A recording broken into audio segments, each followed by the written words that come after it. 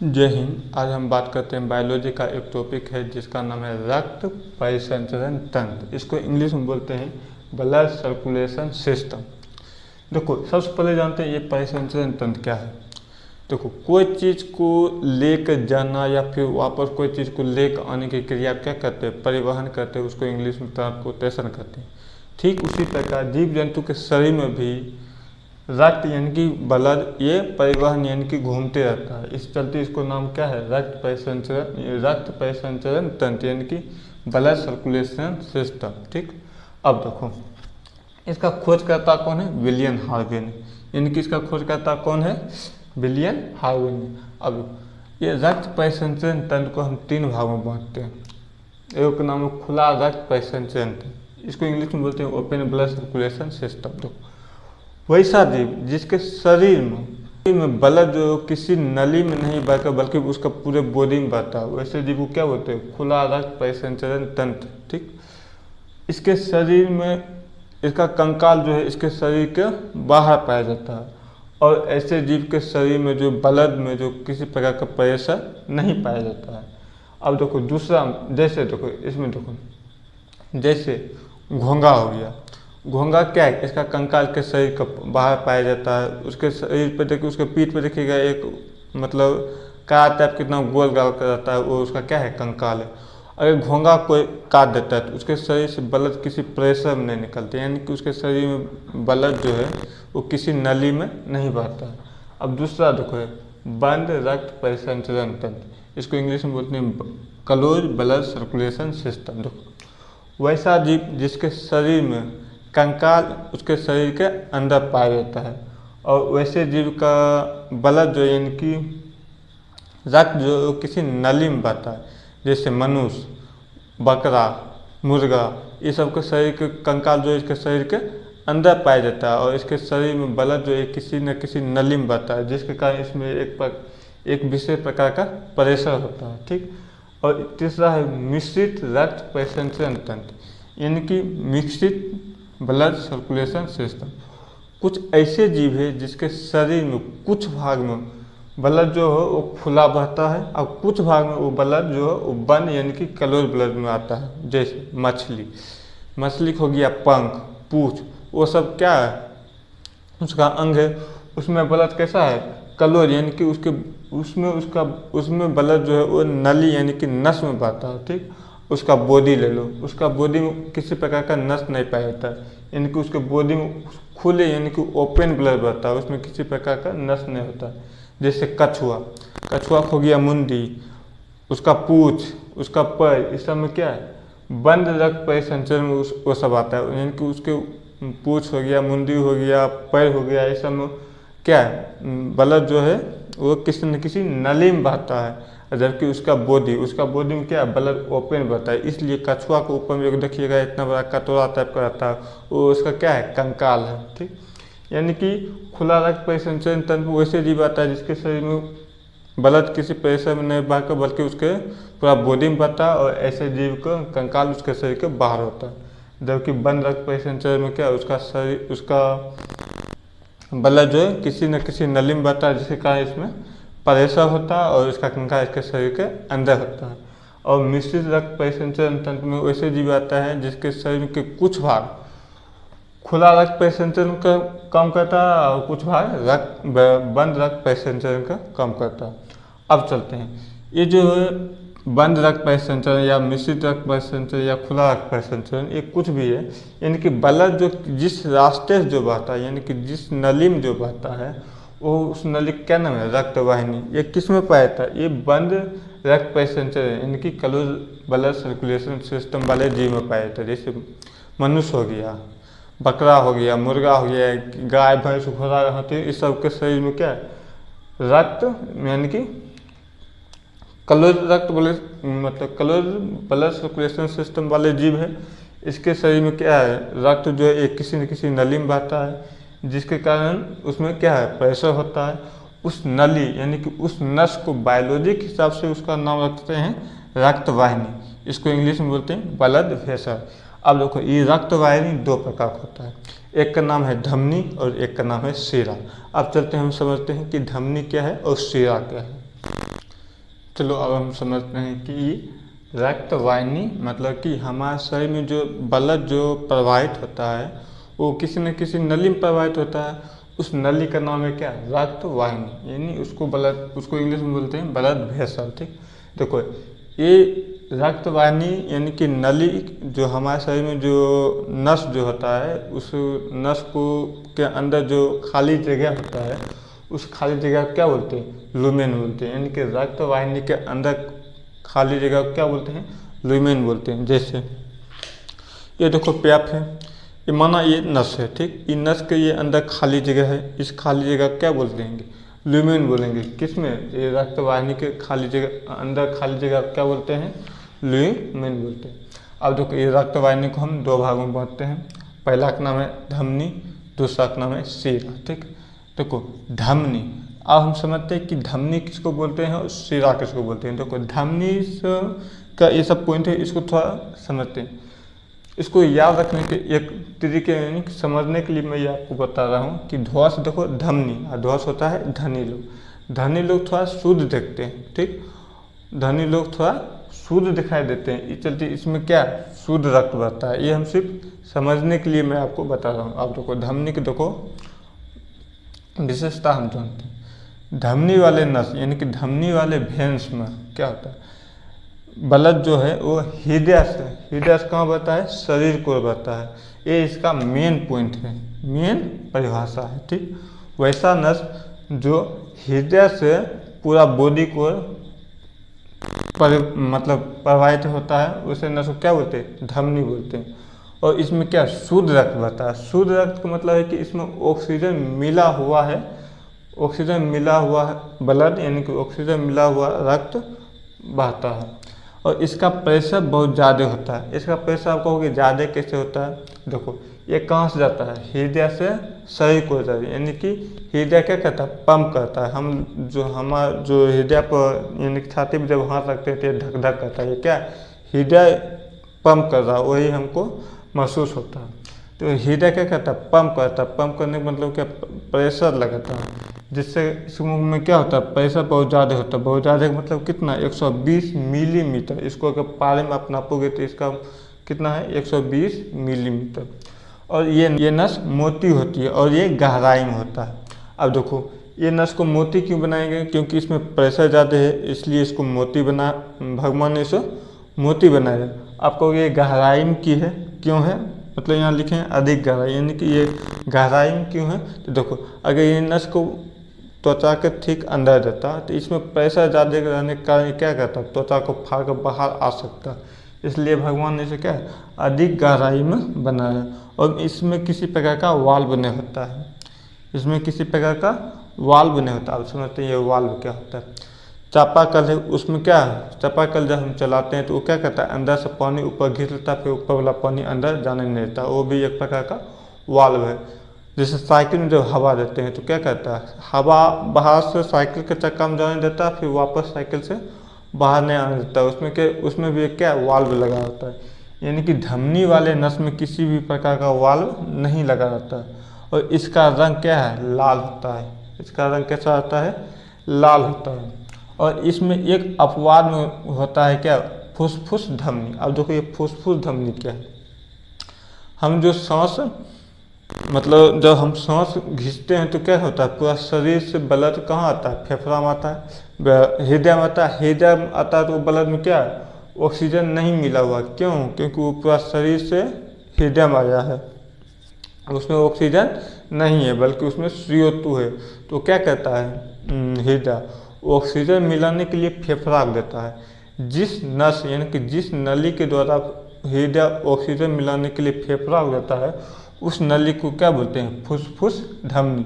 आपको इसको धमनी क्यों बोलते हैं? ये कहाँ जा रहा है? हृदय से फेफड़ा की ओर जा रहा है, इस चलते इसको नाम है धमनी रखेगा। लेकिन किस लिए जा रहा है? ऑक्सीजन मिलाने के लिए जा रहा है, इसलिए इसका नाम रखा क्या? फुसफुस धमनी। अब चलते हैं इधर शिरा में चलते हैं।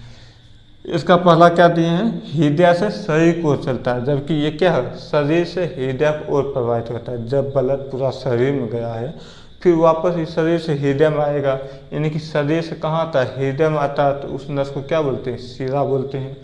इसमें शुद्ध रक्त बहा, क्यों बहा? क्योंकि ये हृदय से गया पूरा शरीर में, हृदय से गया तो ये ऑक्सीजन ले गया। ये क्या करता है, शरीर से हृदय को रहता है, इसका मतलब पूरा शरीर से ब्लड जब हृदय को रहता है तो उसमें CO2 ऑक्सीजन ले गया तो पूरा शरीर यूज कर लिया, फिर वापस जब आएगा तो ऑक्सीजन तो रहेगा नहीं, उसमें क्या रहेगा, CO2 कार्बन डाइऑक्साइड रहता है। इसका प्रेशर बहुत ज़्यादा होता है 120, जबकि इसका प्रेशर बहुत कम होता है, कितना, 80।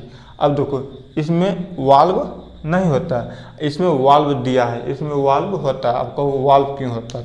देखो इसका प्रेशर क्या है, कम है, इसमें वाल्व कैसा होता है? देखो ये नस के नली है, इनकी ये रक्त वाहिनी है, ये ब्लड इस तरह से जा रहा है, ठीक। अब देखो इसमें वाल्व ऐसा रहता है, इधर जब ब्लड गया तो इसका प्रेशर कम है, कितना है, 80 मिलीमीटर। इसको भी पारक नापिएगा तो 80 मिलीमीटर आता है। ये ब्लड इधर जाता है तो माना कि ये ब्लड इधर से गया, यहाँ पर जाने के बाद बंद हो गया, यानी कि इसका प्रेशर और लो हो गया, तो ये ब्लड क्या होगा, यहाँ पर रुक जाएगा। रुकने के बाद ये फिर वापस आना शुरू हो जाएगा, तो वापस आएगा तो ये जो ऐसे वाल्व लगा है ये बंद हो जाएगा। जैसे मेरा ये हाथ हुआ, ये ऐसे खुला है अभी, ठीक। जब ये वापस आएगा तो ऐसे बंद हो जाएगा, तो इसके कारण क्या होगा, ब्लड यहीं पर रुक जाएगा। फिर इधर से धमनी पंप करेगा तो पूरा शरीर में ब्लड जाएगा। फिर वापस जब आएगा इसी रास्ते से ब्लड जब वापस फिर आएगा तो डबल ब्लड हो गया, एक और ब्लड यहाँ पर रुका है, फिर ब्लड आया, फिर ये ब्लड थोड़ा धक्का मारेगा तो ये तो इधर खुल जाएगा। खुलने का इसके यहाँ जो ब्लड रुका है उसको भी धक्का मारते हुए आगे लेके चल जाएगा। आगे लेके जाने के बाद वो कहाँ लेके चल जाएगा, हृदय के पास लेके चल जाएगा। तो यानी कि इसका प्रेशर क्या कम होता है, क्यों कम होता है, कैसे इसका प्रेशर कम होता है? आप कहोगे इसका प्रेशर कम क्यों होता है? आप देखो एक बॉल लो, एक बॉल को लेने के बाद उसको दीवार पर कस के मारो, जिस प्रेशर से हम इधर से दीवार पर मारेंगे वापस उसी प्रेशर से आएगा नहीं आएगा, उसका प्रेशर कुछ न कुछ कम हो जाएगा। इधर जब धमनी प्रेशर लगाता है पूरा बॉडी में जाता है, फिर वापस जब आता है उधर थोड़ा कम हो जाता है, यानी कि इधर जाता है 120 के स्पीड से, वापस आता है 80 के स्पीड से, ठीक। ये नस कैसी होती है, पतली होती है। क्यों पतली होती है? अब देखो इसमें प्रेशर है जब कम है, ये नस भगवान ने पतली बनाई है और ये त्वचा के ठीक नीचे ये त्वचा है, ये त्वचा के ठीक नीचे डॉक्टर लोग जो सुई देता है वो सुई किस में देता है, सीरा वाला में देता है। उसको बांधता है तो ऊपर में वो नस दिखाई देने लगता है, यही इसी नस में डॉक्टर लोग क्या कहता है, सुई देता है। कुछ कौन सा नस में, सीरा वाली नस में। ये नस कैसी होती, पतली होती। अभी बता दें इसमें वाल्व होता है। क्यों वाल्व होता है, ये ब्लड इधर से गया है, इसका प्रेशर लो है, लो होने के बाद ये कानून पे जाने के बाद इसका प्रेशर और लो हो जाएगा, तो क्या होगा, फिर वापस आना शुरू हो जाएगा, जिसके कारण ये वाल्व लगा हुआ रहता है। तो ये क्या होता है, ये वापस नहीं आकर वहीं पर रुक जाता है। फिर इधर से धमनी जब पंप करता है इनके ब्लड को पूरा शरीर में भेजता है, फिर जब वापस जब आता है वो ब्लड, तो यहाँ जो रुका है ब्लड, वो ब्लड को क्या धक्का मारते हुए लेके चलाता है कहाँ, हृदय तक लेके चलाता है। और इसका रंग नीला होता है। इसका रंग कैसा होता है, नीला होता है। अपवाद में इसका भी है एक फुसफुस सिरा। अब देखो जब ये ब्लड पूरा शरीर से कहाँ आया, हृदय में आया, तो उसमें क्या ऑक्सीजन नहीं है बल्कि CO2 हो, तो अब फिर क्या करेगा, हृदय जो दिया है किसको, फेफड़ा को दिया है, किस लिए, फेफड़ा को दिया है ब्लड ऑक्सीजन मिलाने के लिए। तब जब फिर फेफड़ा वापस हृदय को देगा वो ब्लड, यानी कि जब फेफड़ा वापस हृदय को जब ब्लड देता है, मतलब ऑक्सीजन मिला के जब ब्लड देता है, जिस रास्ता से हृदय फेफड़ा को दिया है उसको बोलते हैं फुसफुस धमनी। अब फिर वापस जब फेफड़ा जिस रास्ता से हृदय को ब्लड देगा ऑक्सीजन मिलाकर, उसको बोलते हैं फुसफुस सिरा, ठीक। अब देखो अब इसको हम समझते हैं कि हमारे शरीर में जो है रक्त का मार्ग, ये हमारे शरीर में रक्त का मार्ग कि हमारे शरीर में रक्त का रास्ता कैसे कैसे क्या होता है, उसको हम समझते हैं। चलो अब हम समझते हैं कि शरीर में रक्त का मार्ग, यानी कि हमारे शरीर में जो या कोई भी जीव जंतु के शरीर में जो रक्त जो है वो किस मार्ग से जाता है, यानी कि उसके मार्ग का नाम क्या क्या है। देखो ये हृदय है, दरअसल ये हृदय फोटून है, ये हम लोग आपको समझने के लिए बना दिया हूँ। ये हृदय है, ये कौन सा हृदय है, प्यार मोहब्बत वाला हृदय है। ये हृदय है, हृदय क्या करता है, ब्लड को पंप करता है। पंप करता है तो वो जो जिस नली में जाता है उस नली का नाम क्या है? महाधमनी। ये भी एक धमनीय है, लेकिन इसका शायद जो है हल्का मोटी होती है, जिसका इसका नाम क्या रखा है? महाधमनी। महाधमनी आगे बढ़ती है तो पतली पतली नसों में बढ़ जाती है, इसका नाम क्या है? धमनी। फिर ये धमनी जब और आगे बढ़ती है तो वो और पतली पतली नसों में बढ़ जाती है, जिसका नाम क्या है? छोटी धमनी। फिर ये छोटी धमनी और आगे बढ़ती है तो और पतली पतली, यानी कि हमारे जो केस है, केस इतनी पतली पतली नस में जो बढ़ जाती है उसका नाम क्या है? केशिका है। जैसे हमारे आँख में देखिएगा तो हल्का हल्का लाल लाल जैसा दीदी यानी कि लाइन खींचा हुआ रहता है, वो क्या है? केशिका है। केशिका पर जाने के बाद इसमें ऑक्सीजन खत्म हो जाता है। ऑक्सीजन इसमें क्यों हुआ? क्योंकि ये हृदय से कहाँ जा रहा है? नस से होते हुए पूरा शरीर में, पूरा बॉडी में जा रहा है, इसलिए इसका नाम धमनी है। और ये पूरा बॉडी में जा रहा है तो इसलिए इसका नाम धमनी रखा गया है। और इसमें क्या ऑक्सीजन मिला हुआ जा रहा है, एक केशिका पर जाकर खत्म होता है। आप कहोगे ये केशिका क्या है? हम लोग का ये त्वचा है, त्वचा में क्या है? केशिका वाला नस पाया जाता है। इसको ये जब कभी कहीं रगड़ा जाता है, दीवार में अगर रगड़ा गया तो इससे क्या होता है? ब्लड हल्का हल्का निकलने लगता है, वो क्या है? केशिका है। वही केशिका जाकर क्या ब्लड पूरा, ऑक्सीजन पूरा खत्म होता है। अब फिर ये जो ब्लड है वापस कहाँ आएगा? हृदय को आएगा। हृदय को आएगा मतलब कि ये क्या, हाँ, शरीर से कहाँ आ रहा है? हृदय को आ रहा है, यानी कि हम लोग का ये त्वचा है, यहाँ पर आकर ब्लड का ऑक्सीजन खत्म। फिर अब ये ब्लड यहाँ पर से वापस आ रहा है, कहाँ वापस आएगा? तो क्या नाम रखेंगे? शिरा। और रखेंगे शिरा आएगा तो यहाँ पर क्या केशिका में बहुत पतली पतली नस है।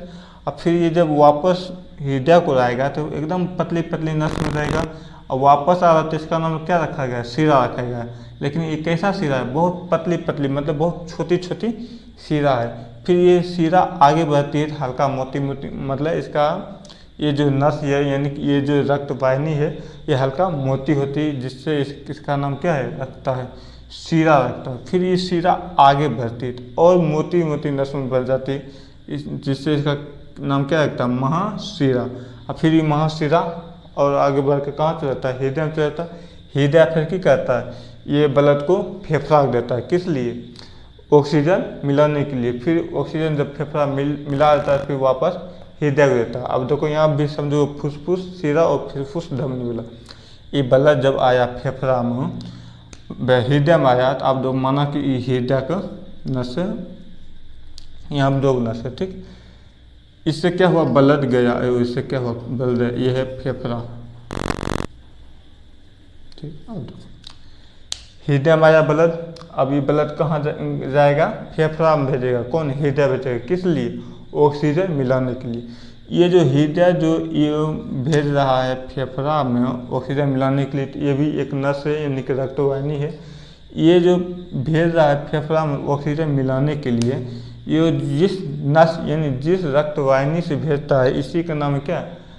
फुसफुस धमनी। क्यों धमनी? क्योंकि ये फेफड़ा से कहाँ जा रहा है? हृदय से कहाँ जा रहा है? फेफड़ा को जा रहा है, इसलिए इसका नाम धमनी रखेगा। आप धमनी में जो दिया है फुसफुस धमनी। फुसफुस धमनी क्यों जोड़ा? क्योंकि इससे जो ब्लड जा रहा है वो शुद्ध नहीं जा रहा है, बल्कि अशुद्ध जा रहा है। अशुद्ध में क्या? ऑक्सीजन मिलाने के लिए जा रहा है। जब ये फेफड़ा क्या करेगा? ऑक्सीजन मिला देगा। ऑक्सीजन मिलाने के बाद फिर वापस ये क्या करेगा? हृदय को देगा। ये देखो फेफड़ा एक अंग हो गया, शरीर का अंग हो गया, ये फिर वापस देगा किसको? हृदय। तो यानी कि शरीर के अंग से कहाँ आ रहा है? हृदय को आ रहा है, तो इसका नाम शिरा रखेगा। लेकिन इसमें क्या? शुद्ध रक्त है। शुद्ध रक्त क्यों? क्योंकि फेफड़ा इसमें ऑक्सीजन मिला फिर वापस किसको दे रहा है? हृदय को दे रहा है, इसलिए इसका नाम रख दिया क्या? फुसफुस शिरा। अब समझ गए हैं। अब नेक्स्ट वीडियो, ये वीडियो यहीं पे ख़त्म हुआ। नेक्स्ट वीडियो हम बनाएंगे ब्लड यानी कि रक्त, रक्त यानी कि ब्लड। ये टॉपिक बहुत बड़ा है, ये चलती ये वीडियो जो है कई पार्टों में बनेगा। जैसे ये रक्त वाहिनी मतलब रक्त परिसंचरण वाला एक पार्ट में बन गया, लेकिन ये ब्लड वाला जो चैप्टर है यानी कि ब्लड वाला जो टॉपिक है ये कुछ बहुत बड़ा है। ये चलती चीज़ें कई पार्टों में बनेगा, 4-5 पार्ट में हो सकता है, बन सकता है।